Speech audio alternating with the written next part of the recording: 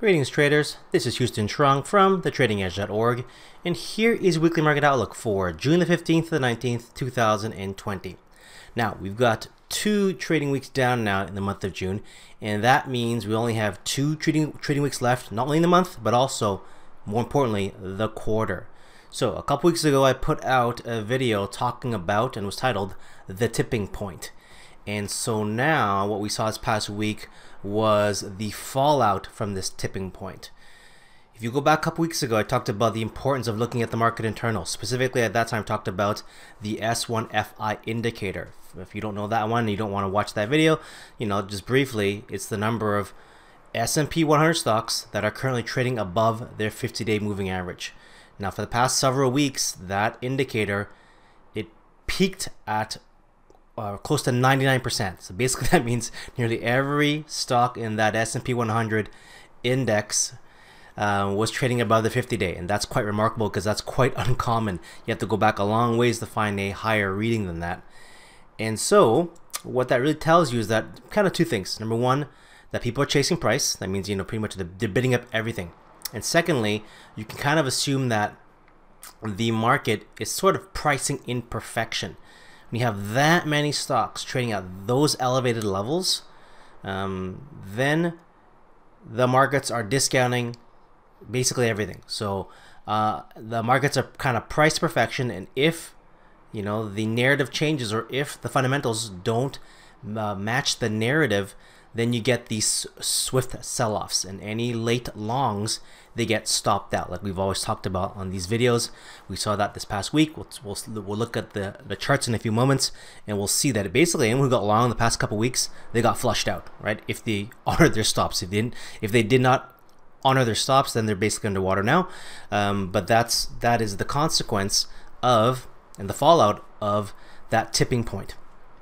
So a couple takeaways here. Number one is we want to continue to watch that S1FI indicator, because if the markets, and this is the scenario that I was laying out in 2 weeks ago, we get the break now, right? If the markets now can rally back again to all-time highs or close to all-time highs, or those back to elevated levels, depending which index we're talking about.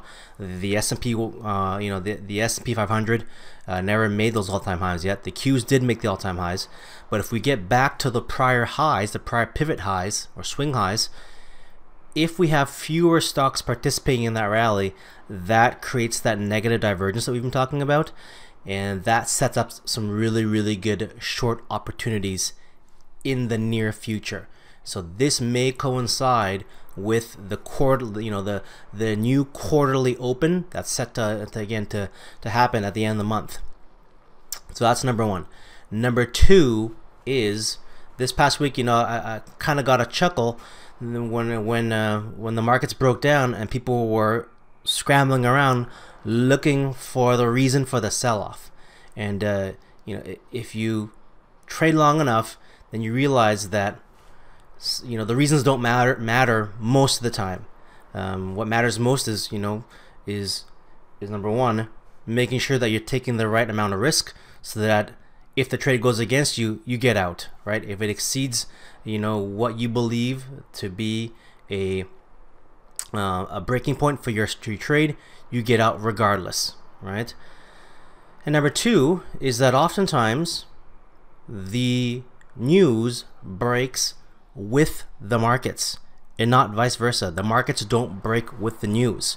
Most of the time, price reflects the understanding of the majority of participants, and it basically leads the news.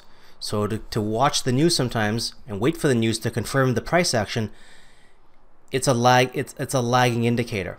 So in a week like this, you shoot first, you get out, and you ask questions later.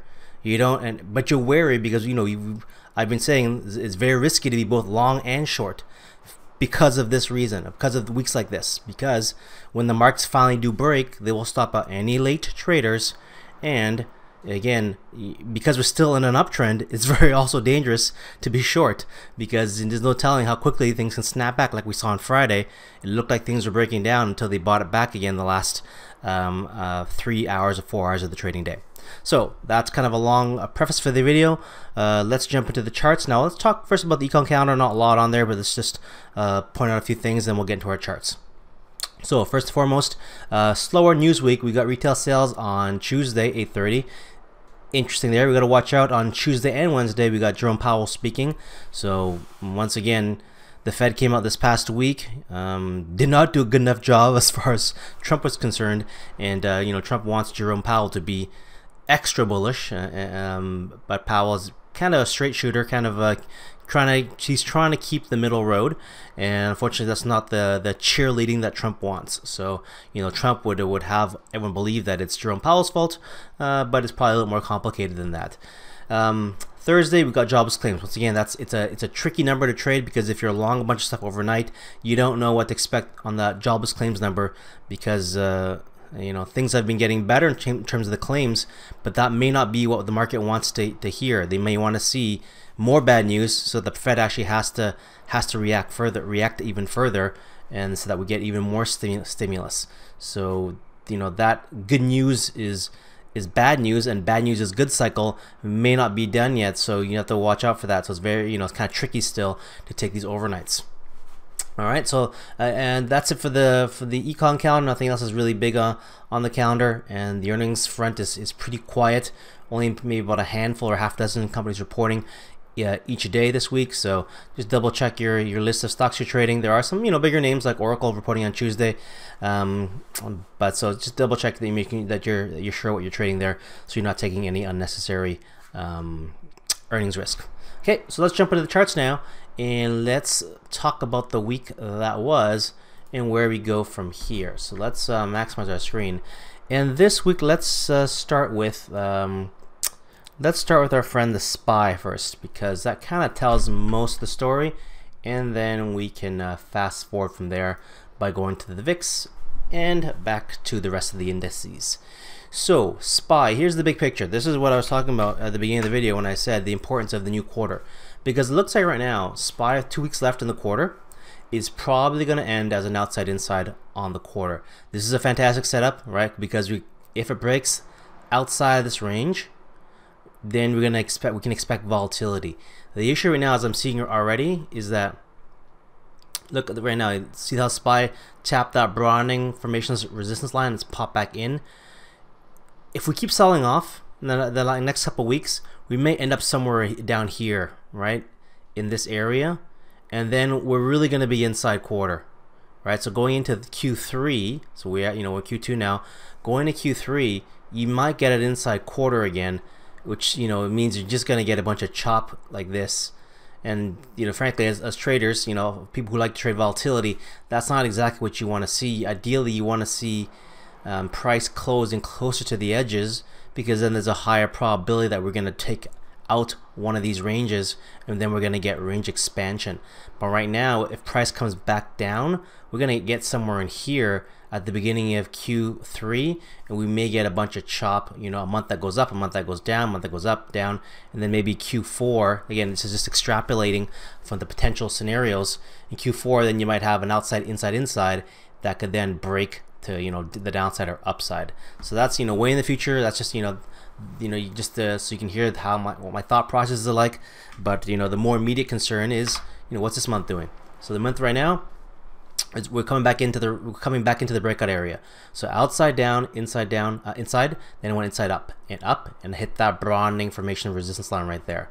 Okay, we've had that drawn in for months now, right? It's doing its job. It's acting as resistance, and it's popped back down. Would not be surprised for price now, because some charts do look like this. They've come back in, and they're testing that inside month breakout. So that's what looks like, you know, a possible scenario right now. So continue to watch for that. Okay. Weekly chart, we have a big outside bar down. So the outside bar down in itself is not scary. So yes, we saw some selling this week, but look, it's still a green month. You see that orange line there and that blue line down here?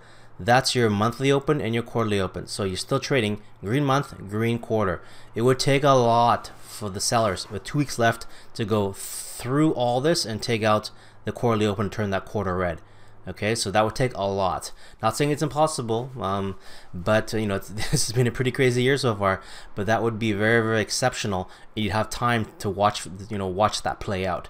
But for now, this Momo up condition that had been carrying the SPY for, you know, a good 3 green weeks was extinguished this past week when it went outside bar down.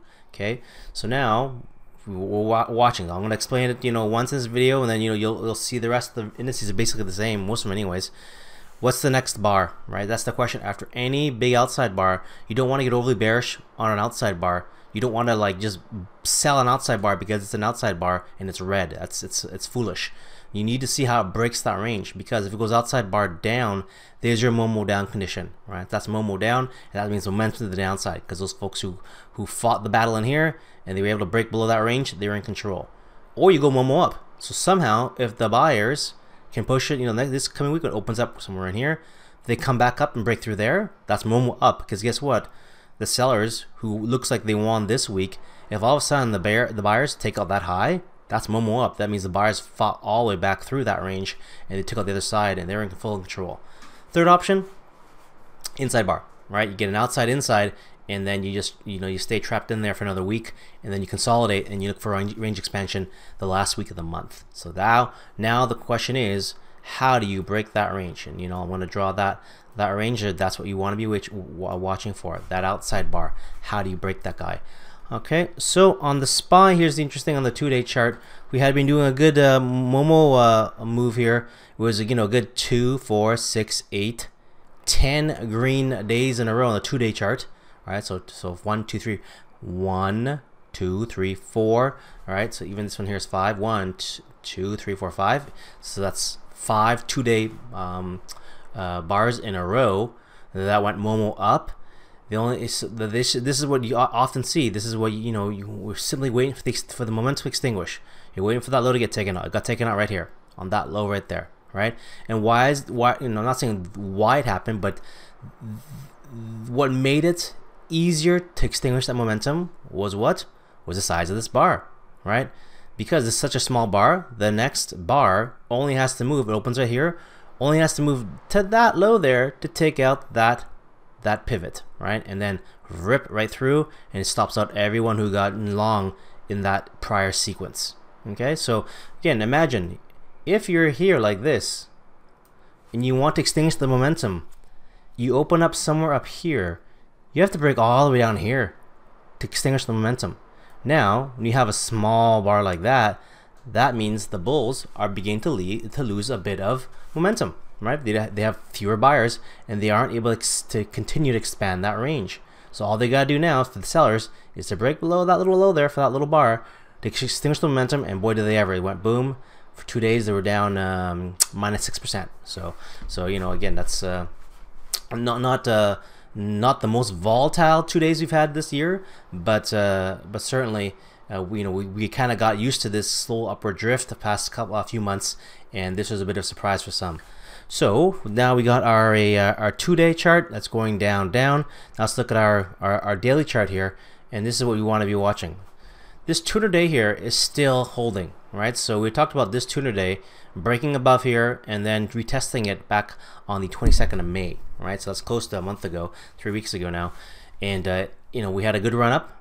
We pulled back now, and now we have a situation where, you know, you're coming back and you may test that. So it's possible we might test that 200-day. That also coincides with the 50-day, and that also coincides with this orange line right there. That orange line was, what was that again? Remember the monthly chart? There, the breakout level we talked about, right? That inside bar back here in April, that high, that's that little orange line. So a confluence of areas there. If the sellers keep pushing it down, we may see buyers step up, because that's the, you know, that would be the test of the breakout. That'd be your 50-day, and that'd be your 200 days. So, you know, if we come back in this area here, I'm definitely expecting some buyers to step up, at least to try to buy that dip at least one time. You know, like you're gonna get a small bounce there. If they don't buy the bounce and they rip right through there, that's something you want to pay attention to. That means the sellers are overwhelming the buyers, and there was no dip buying there, and they got run over, the folks who did dip buy. Okay, so so that's interesting there on the SPY. You know, a lot of folks are putting out this pattern here this past week, island reversal. You know, this is the classic term for it. Basically, gap up, you leave a a small bit of price action, and you get back down again. Wasn't the cleanest? Well, it was certainly clean. It was a bit clean on the SPY. There's even some better examples of some other indices. I'll show that in a few moments here. But basically, the idea is you gap up, people buy this, right? They're chasing, right? Because there's momentum. They're chasing. They make a bit of money on Monday because it continues. On Tuesday, it runs out of gas. On Wednesday, it sells off. All right, and then on Thursday, boom! Anyone who got long this sequence here got to get stopped out if they aren't their stops. So see this bar there, this low took out everyone all the way down to here.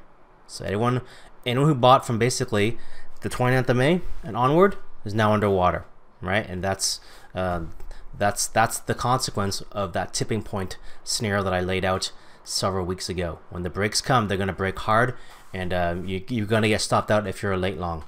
Okay, so let's talk about VIX now that we know the SPY. The VIX, pretty straightforward action. Here's a neat pattern that happened on the VIX this past week.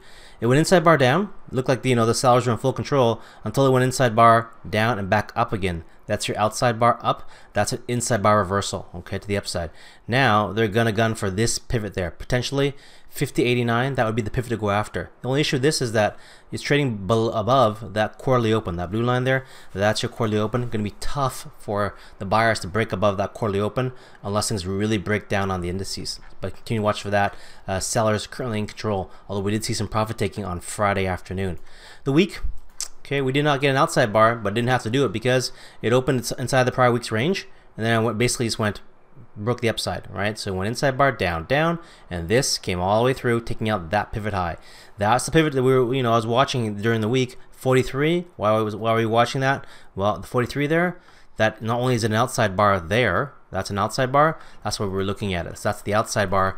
That's that we're waiting for, and that was also the prior month's high. So we're looking for the inside bar reversal to see if we could begin to come back up to the range again. So that 43 area, prior month's high, also coincides with that outside bar. And we've talked about this in many videos again, is the importance of outside bars and why you do not want to put your stops there, because if you come back to the range again, they're coming after those stops right there, especially in outside bars, because as we know, they are broadening formations.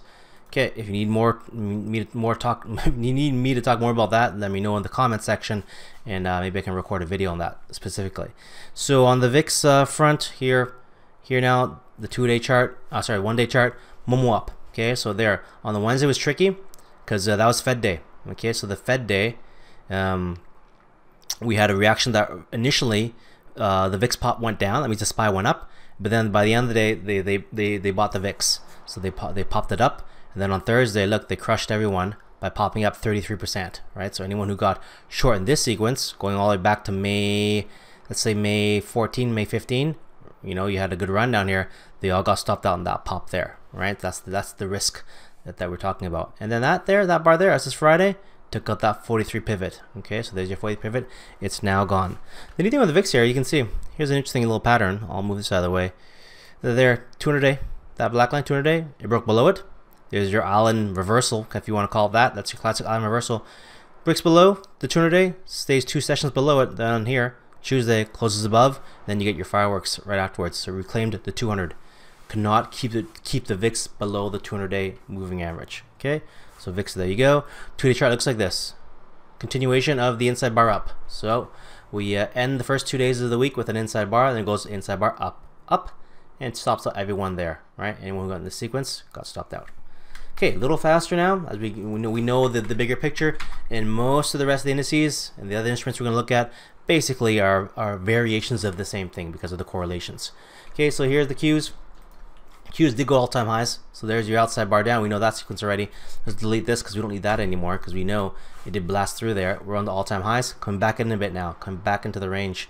So running out of steam on that rally. Because there's no pivots left. This is pure momentum now, in the sense that you have to attract new buyers in for this thing to keep going up, because there's no more stops up here. That's the point, right? It's like for the most part, there are no stops up here, right? There's no obvious ones anyways. There's no pivots to go after. So if you're short here from up here, where are you gonna put your stop? What, at 250, at 300? Reasonably, you're gonna put it there. All right, that's the line in the sand, because once it breaks above there, it's blue sky, and you have no idea how far it can go, and you do not want to be in that kind of trade. So most traders put their stops right there. Unfortunately for them, that's an outside bar. So once it comes through here, it's pretty sure it's going to come out the other end. So there's your monthly chart. But here on the weekly chart now, here you go.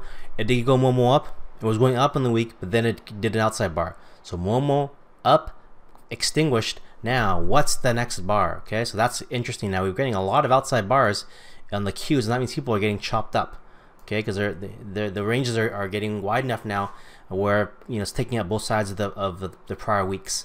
Outside bar, outside bar, outside bar. Okay, so the outside bars themselves are not bearish. So we're waiting here now. This is a red outside bar. That was a red outside bar as well, although that was quite momentum driven. What's the next bar here? Same scenario as the SPY. Break below, inside, or above. Okay, so there's just Qs. We're waiting for that range to break now. The only the Momo that we can show right now is that there's Momo down on the 2-day chart. Momo down, right? They did buy back on Friday.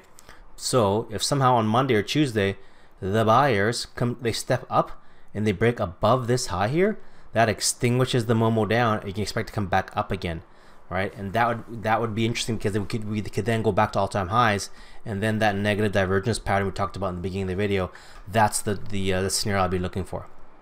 There's your Qs. Look at this nice bearish island reversal that happens on Thursday. This is what I'm saying by a nice one, because it's immediate, right? So here's immediate gratification, or immediate punishment, whichever side of the trade you're on. So look, here is your Tuesday, gaps up on Wednesday. You're thinking, you know, this is Momo up, right? So Momo up, so Momo up, up, up, up. Feeling fantastic here, right? You're like, yeah, I'm feeling great. All-time highs, closes there. Look, boom.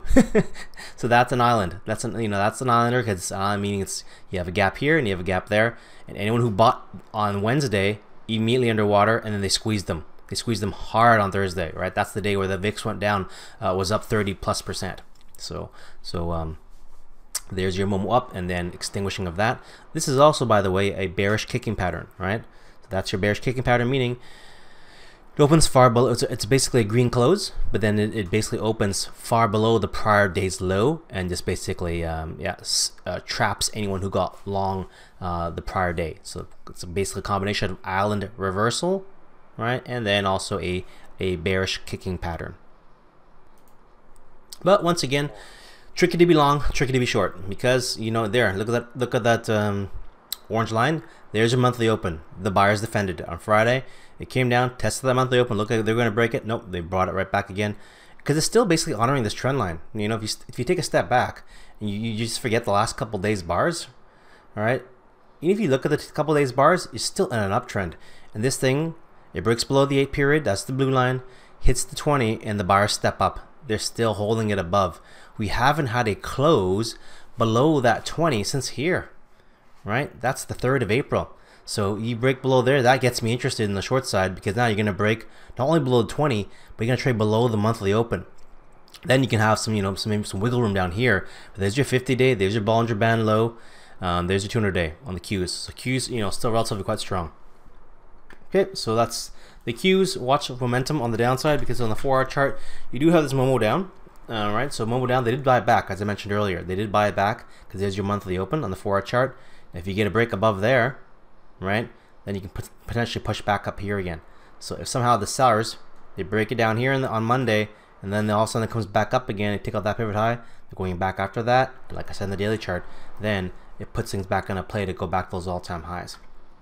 All right, so let's talk about down now. We'll go a little bit faster because it all looks the same, and I'll just talk about what to look for, because the rest of price patterns we'll get more depth maybe next week, or maybe in a couple weeks when we have the month close. For now, Dow, same thing as the Qs. Outside bar, again, not actionable in itself right now. You don't want to get ahead of yourself by just putting a short on. Ideally, you want to be seeing how you're going to break that range, right? So you want to be taking setups that are either going to break this range, or you're going to take a setup that it is dependent on the range breaking first, and then getting in once the range is broken. Okay, so you don't want to get ahead and get chopped up. So there's your weekly chart on the Dow, and on the 2-day chart, this is the inside bar forming here. Just got to watch out and see how that plays out, because this was an outside bar, basically Momo up, and just like the Qs, is Momo up until it wasn't. extinguished, boom, down, still defending that monthly open right there. But if somehow the buyers again step up here and break it above here, that's an inside bar, back up again potentially. So don't want to get too aggressively short at this point. All right, Russell, same kind of thing. Outside a week, once again, let's draw that range. Watch and see how that range breaks. Okay, so that's what we're watching for. And you know, it was a nice island reversal. The neat thing with the Russell is that and shout out to Cloud here who's in my chat room. You know, he pointed out early in the week is that the Russell actually did that island reversal on Tuesday. So it gaps up on Monday. Okay, then it does a reversal on Tuesday. And Russell is basically the weakest of all the indices this past week because it broke down first. Right, so it broke down first, and then it actually is now trading below that monthly open. Not a lot, but there's your orange line. It broke below it, and look at this. Right, you're below the 200-day, below the 8 period, and now you're trading below that 20 as well, bouncing a bit off that 50-day, but now you're trading with time frame alignment in terms of the monthly to the downside. So this week here, once again, you know, you're going to be inside this range. So this is the outside bar of the prior week, right? So you're going to see, can you clear this range? How do you clear that range? And also you want to be watching to see, you know, on what side of the weekly open do you trade on, right? Because if you open down here, okay, and also you pop back up, then, you know, you could be trading above the weekly open and the monthly open, and then that's very bullish. But if somehow you open down here and then you start trading in here, you're above the weekly open wherever it opens up, and you're below the monthly open, and that's chop, because then you're in a really tight range like that. Okay, so that's what you want to be watching for, to see on what side of that weekly open and monthly open you're trading on, because this week you're probably not going to take out that quarterly open, right? Could get bearish, but I don't think it's going to get that bearish that quickly. Again, it could be wrong, but that's, you know, I'm not looking for that because I think that's a less likely scenario. There's your Russell. Okay, TSX, tough week for the TSX because oil has gotten a lot weak again, right? So this, the scare around the second wave of Corona has definitely affected oil. So, you know, Canada being a big oil producer has definitely gotten hit. Big outside bar, just like the Qs, just like the Dow, just like the Russell. So outside bar there. Now on the TSX, we're looking for this to see how it plays out. So on the daily chart on the TSX, we had that Momo up and just basically got extinguished right away on Tuesday. Boom, there's your island reversal, or not quite a clean one. You know, it's a type of bearish kicking pattern as well, but not that clean. But at the end of the day, you know, oil's driving this market, and you came back into the range, stopping and we gotten late. EM, so emerging markets, how's that faring? It's been the canary in the coal mine, as I've been saying, and it had a couple of tough days at the end of the week there, but so far still a green month. So there's your green month so far in EM. Still far from that breakout level. Let's see how far it is from the breakout level. So still pretty far there. So let's wait and see how that one plays out. Weekly chart, it is a red week, down 2.5%, so nothing major. Inside bar up so far, so it's still kind of an uptrend there. We're not seeing that, and then you're still trading well above the monthly open. There's your orange line. Okay, so there's your EM. So something I'll be watching for is this 2-day chart right here, right there. Outside inside on the 2-day. Right, so if we go outside inside and then we definitely want to see how that breaks, to go outside inside and up or down. Right, if the week opens up around here, you go outside inside and up, that's very, very bullish because you have full time frame alignment. Be above the monthly open, it'll be above the weekly open, above the quarterly open. Otherwise, like I said in the last my last piece about the Russell, if you open up here and you trade down and you're below the weekly open but above the monthly open, there's your little bit of chop.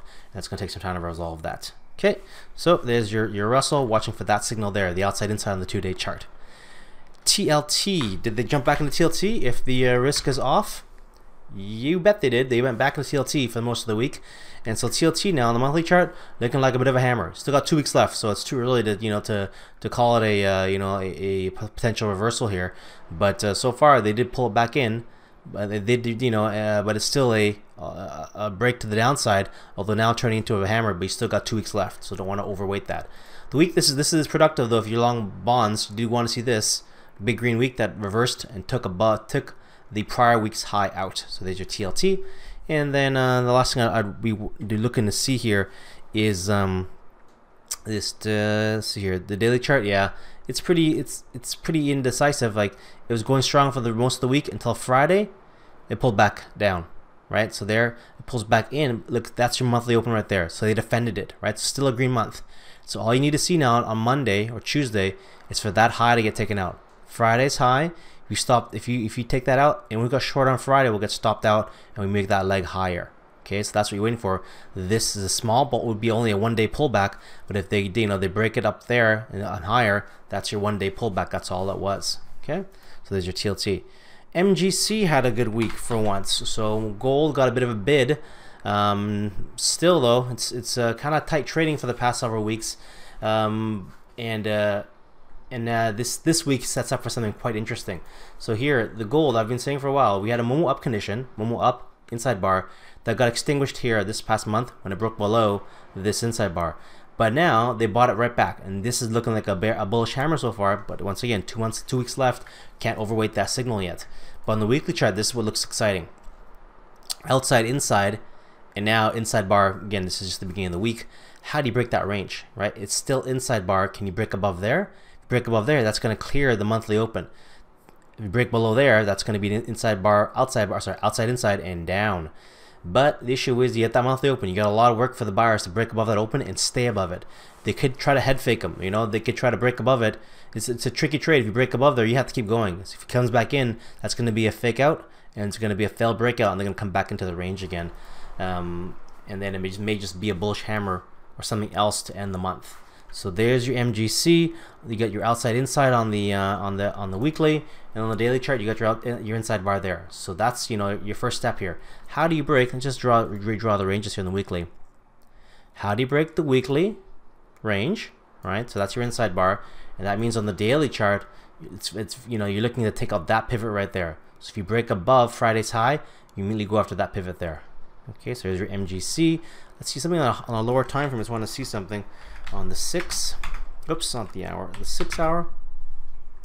Yeah. So that purple line is your outside. That outside bar high there. That's your weekly open. So let me go even higher up here. Let me go 12 hour. Yep. So here you go. So outside, inside, and up, and then here's your inside bar. So this, on Friday they try to gun it up there to take out that pivot high. But it ran out of steam because it hit that monthly open. And look, the sellers defended. That's how perfect that monthly open has been holding so far. Look, they literally tapped it, and the sellers found that area and they sold it. So here, if the sellers come back in, so this is the first 4 hours of the trading week. It's Sunday night. So if they break below this low here, that's an inside bar reversal that could take price back down here again. Basically, putting price back deep into this outside inside on the week. So MGC. One final one, let's talk BTC, and then we'll wrap things up this week because we are putting out this video a bit late this week. Apologies for that. So BTC USD, nothing much going on here. It's been a very, very tight several weeks now for BTC. Kind of unremarkable, to be honest. I'm actually trading it very, very lightly and not doing much at all with cryptos. It was fireworks to begin the year, but now it's pretty much a no-fly zone for me, just because there's nothing going on. And it's just nothing going on. Because right now you get the outside inside on the quarter, and it really looks like you're going to stay outside inside on the quarter, which makes Q3 a lot more interesting. But for now, every time price comes back up to the 9,000 or 9,800 area, 10,000 something area, you get sellers. So probably doesn't change for the rest of the quarter. 2 weeks left. Okay, monthly chart. It is a bar up, but unfortunately, or fortunately, depending on what side you're in, they pulled it back in. But it did take out that prior month's range, prior month's high. That means the buyers did show up, but they're not, and the sellers have not been able to take out that low yet. So it's not a bearish bar, even though it's red. The buyers did show their thing. Now it's up to them to reprove themselves again this coming week, or the next week, or the week after. So we're just watching bar for bar, and because we're looking at the bigger time frames, once those bigger time frame patterns set up, that gives us the ability to judge very, very well where price could go. And so once we understand that bigger picture, this allows us to take trades in the direction of that larger context. So inside week so far just started, right? So it went down one side this past week. Inside bar so far, it is trading below the monthly open, above the quarterly, and you're currently trading below the weekly open. So, you know, a bit of mixed time frame conflict here, so I'm not super excited about what's going on in BTC. Nothing much to talk about there. The weekly chart, it is what it is. Do I have a 2-day chart that's interesting? Maybe not. Maybe nothing much going on there. Yeah, it's tight stuff. You can see how tight that is, right? Like this goes back to the beginning of May. So that's May the 6th. You have this whole sequence here is basically a bunch of chop, right? Just basically a bunch of chop going on there. Not a lot to write home about for BTC. Nothing clean there. Onwards now. Let's review a few things to look for this coming week, and then we'll review some stars and dogs, and we'll call it a wrap for the week.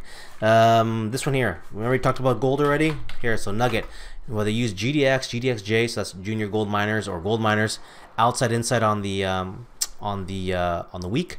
I remember MGC, I was talking about it already. It looked like it had kind of been a failed breakout to the upside. The Nugget, you know, the Nugget chart showing it very likely that the low could get taken out here, unless somehow the buyers step out on a Monday. That low gets taken out.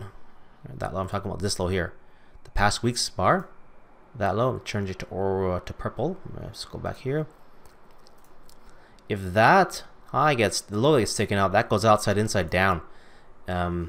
You have the quarterly open right there, so I'm not expecting this thing to fall apart.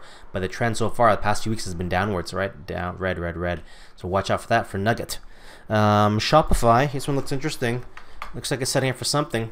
Outside, inside, inside. For Shop, so you get your double inside week, so double consolidation after a big outside bar. So which way does that one break? All right, it's a break to the upside, and then it goes back to the all-time highs. Or you break down here again, you get this mixed time frame stuff. Watch us see how that plays out. What about Goose? So that's one that's kind of been in the doghouse for a while, but did pop the past couple weeks. So what I'm looking for a Goose here is also another outside inside. So let's redraw our ranges here. Outside inside on the Goose right there. How does that range break? Because the Goose, what's interesting about this one, did I draw that line properly? Let me draw it again. There we go. What's interesting here is that depending how this one breaks, that range, it could be reconfirming that month. So see how at the month here, it already went inside, inside, and up. It's come back into the range again. If it breaks back out, that's just basically a retest of the breakout, and the second mouse will get the cheese type of scenario playing out. So inside, inside, it broke up, came back in now. Go back to that weekly chart. Weekly chart here. See, that orange line was the breakout line.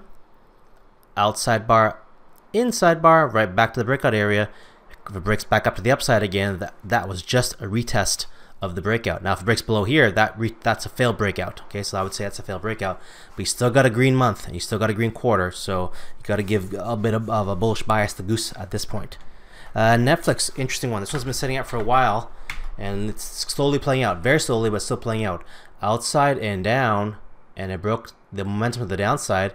This past week it was actually trading up here at one point, right? It looked like it was going to come back up here, back those all-time highs. So Netflix, again, looks pretty good. It's, you know, even though we went back in the range, so long as the sellers don't break below this past week's low, you could say that, you know, the chance this thing can come back up here again and take out that pivot high. So still watch for that as a potential scenario there, especially since the month is still an inside month. So that's, you know, 2 weeks left. Then, you know, we'll see if it starts to get, you know, choppy like that, then we may just end it as an inside month. Otherwise, we start pushing back up here again, we may go after the all-time high, because look, Netflix here, it's Momo up, outside bar up, up, inside bar consolidation. So we could continue to go Momo up here, or at least just hold that that Momo condition as an inside bar. Let's go back to our weekly chart. Excuse me, we go back here, weekly chart here. Okay. WUBA, I talked about this one last week. It's still consolidating, right? It is super tight on the WUBA. So in the monthly chart, this is what I want to point out on the monthly chart here. Super tight. Outside bar down, down, Momo down. Inside, inside, inside. How does that condition break? You want to get involved whichever way that one breaks, because that's, you know, potential continuation or reversal. Weight Watchers, how you doing with that in terms of the current environment? Well, bunch of consolidation. I don't think people are sure what to do about this. Outside bar down, down, Momo down, inside, inside, inside. This is the monthly chart. This will break somehow, some way, and this will be quite explosive. So wait and see how this range. I'm gonna clone that line here. Clone this line. How that one breaks. Okay, so what Weight Watchers there? EHTH, a bit of a funnier one. EHTH, smaller stock. eHealth, but you know that's seems to be the popular thing now. Outside bar down, so you got the Momo to the downside, Momo down, down, down, or down, down, and the monthly chart there, inside, inside, inside, monthly chart. So if we break below that low there, actually that needs to be an orange line because that's a monthly level. If we break that below that level there, it's right there. There's your outside month down, right? And it looks like it's our inside month down. Looks like it's gonna happen because that's an outside week right there, right? We know we talked about outside bars already. Terrible places for stops. Very close to getting taken out. That will trigger the monthly inside breakdown. Okay. Now let's do a couple of fast fire names now. All right, let's wrap things up by doing a quick fast fire. Let's go to our daily chart, and let's go VIX. So VIX, this one was, we talked about already, was on fire this week, and that's where the money was flowing. Had a strong trend right from the get-go on Monday. It gapped up, and it did not stop. Went outside bar. Well, it did go outside bar on Wednesday after the Fed thing was off. Happens very often on Fed days. You get big ranges, and you take out both sides of that range, and then whoever wins is the side that that takes out the other side's range. So there's your up on VIX, very strong. Bonds, strong week. We talked about that already, right? So a good multi-day run on bonds. Zoom, right? So you got the Corona second wave scare. So the folks were jumping back into the popular Corona names. So Zoom, strong, strong trend again, back to all-time highs. That hit them on Thursday. So Zoom strong. GLD did come out of the woodworks to show some strength, but it is losing a bit now. We talked about that already, so watch out for that. GLD, that is outside inside, right? On the weekly, we talked about MGC, same thing on GLD. And the last one to talk about in terms of stars, again, another Corona play, TDOC. So TDOC, we had a bit of weakness here on Friday and some profit taking on Thursday, but this has still had a strong uptrend for the past, prior to that 1, 2, 3, 4 days. So there's TDOC. Dogs here. DuPont, man, this thing lost a lot of momentum. This had been a really clean chart for multiple weeks. Now people are getting worried about the growth story. So DuPont got hit hard in terms of a blue chip stock on the past week. G-Pro, wow, what's going on with this company? So G-Pro got hurt. I don't know if it's I don't think they didn't have earnings at all. But yeah, this had also a really nice strong trending chart until this past week. It went inside bar down. That day was rough, minus 13.5%, and basically stops out anyone who have gotten long since the 27th of May. Caesars. So Caesars, again, one of these stocks that it wasn't a big selling this week, but it definitely broke that clean trend that had been going up. Now, of course, it did honor the 20 period, so it did bounce off of that, so that could be productive there. But money did leave some of this. The money did leave this name the earliest week, as this quickly here broke below the weekly open and then traded below it for most of the week. Two more names, or two more classes of names. Lowe's, so same thing here, had been trending upwards, then it went a little flat, and then it finally sold off on Thursday. This is always scary when you have this type of move up, and then it flattens out, right? It means the buyers and sellers basically have created a stalemate. Oftentimes, this is, you have a very small range bar like that, and that means you basically run out of buying power, and then you just have a strong break. It stops anyone out, right? So you buy here 2 weeks ago, and you're just sitting, hoping this is just consolidation. Everyone's in the same boat, right? You're like, I'm just hoping it's consolidation. I hope it pops to the upside. Nope, pops to the downside. Everyone who got in here all stopped out. Okay, same thing with Home Depot. So the Lowe's and Home Depot plays, they broke down this past week. So same thing with Home Depot, excuse me, big selling day here. Fairly unremarkable name for the past several months. Then finally you got a big break, stops everyone out who got involved the prior month. And the last two names, oil, right? We talked about the TSX being a threat because of the weakness in oil. Then look at this name here, OKE. So that's one of them. Big selling here this past week. Look at the volume though on Friday. Wow, they really bought it back on Friday. I don't know if that's a level or not. Outside bar, big outside bar on Friday. Let's see how that changes this coming week. And then the other name to look at is I think CNQ. Yeah, so oil sector name, also selling, right? So you can see that move up here and then rip right through it. Momo down, Momo down now. Right, the monthly open. Buyers have to step up here, otherwise come back into the range here. All right, so that's this week's video. I want to thank you for tuning in as always each and every week. If you have any questions, as I said earlier on, please feel free to drop them in the comment section on YouTube or on the blog at thetradingedge.org. If you like the videos, then please click on that big subscribe button, click on that big like button, and make sure that you're subscribing to get the notifications. And if you want to hear some of my perspectives around trading and other things, feel free to come over to the blog and sign up for the weekly newsletter. It comes out every weekend, and I share my thoughts around trading as well as this weekly market outlook video. So I want to wish you a fantastic trading week. Stay strong, stay safe, and hope to once again get the chance to talk to you next weekend. All the best. Take care.